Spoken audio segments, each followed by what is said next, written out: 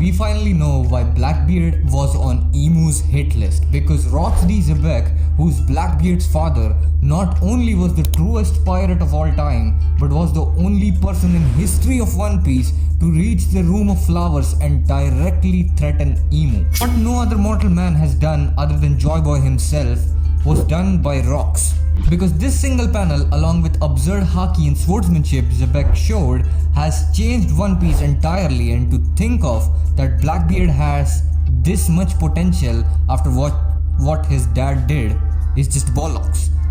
Other than the fact that Rocks deleted an admiral and formed the strongest crew in history, the thing that kept me awake at night is, what if Rocks is still alive in the current era? Because what he said to Emu, there is a high possibility that he is still alive and somewhere in the current world, because after all, Rocks was defeated at God Valley, not killed. As the chapter dropped so many lore nuggets in one breath, I might have to go one by one, starting from XEBEC invading the Holy Land. To declare a war against Emu, he kidnapped 5 kings from the Reverie, deleted an admiral, and then reached to Emu himself. As Emu told him, it's ineffective. All Rocks had to say was, "Yo bro, wasn't it cool?" The balls this man has. You are literally sitting in front of the devil of the One Piece and he doesn't give a flying Dutchman about Emu's powers. This makes me question, is that the reason Blackbeard's lineage was called special? A lineage that can't be affected by Emu's powers? We also see one girl serving Emu and it turns out to be Gunko. Now that's a very big detail Oda just dropped subtly. Gunko has been getting controlled by Emu for way too long, it seems.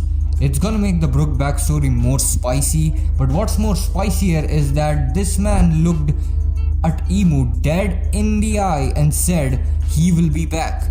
This has opened so many possibilities of how XEBEC can still be alive, because we never know how Rocks died.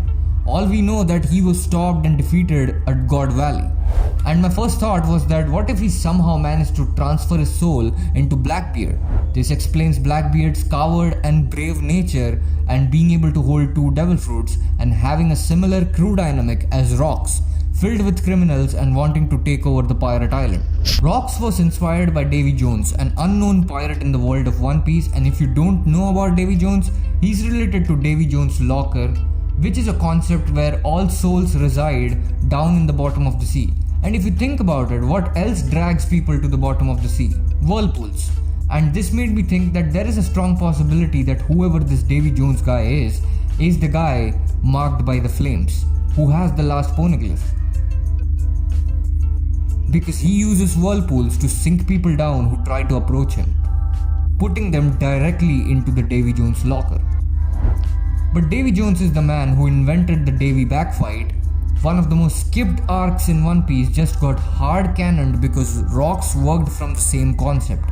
He went from pirate to pirate, defeating them and making them join his crew, which seems to consist of Whitebeard, Stussy, Shiki, Don Marlon, Ganzui, the guy in the armor, and Ochoku, who seems very similar to Caribou and Koribu.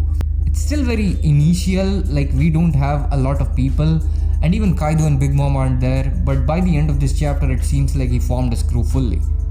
But the one man Rocks has been desperately trying to get on his crew was Harald.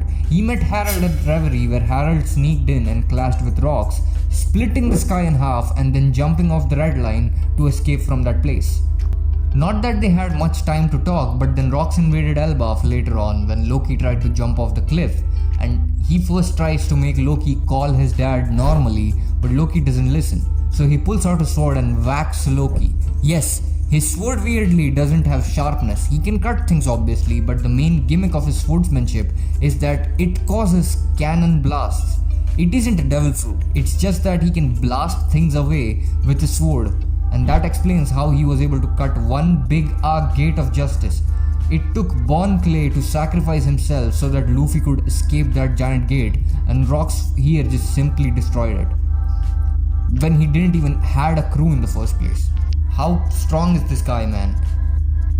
And also cut a mountain, like casually. It's like his sword represents Rocks' brutal and forceful nature. They both blow things away in front of them, but then Harald comes in. and denies Rock by saying his fight is too big, he doesn't want to join. He wanted to take over Hachinosu and then later on wanted to take over the world by making Hachinosu the pirate island, which he later on did, but Loki heard all of this and started having a liking towards rocks. It's like he finally found his salvation after being rejected 100 times, only for him to get rejected once again. This chapter was just totally unexpected. I thought Oda would just edge us, but he did drop some bizarre lore, which I was certainly not expecting. But that was it. If you're new, do subscribe and I'll see you in the next one. Until then, bye bye.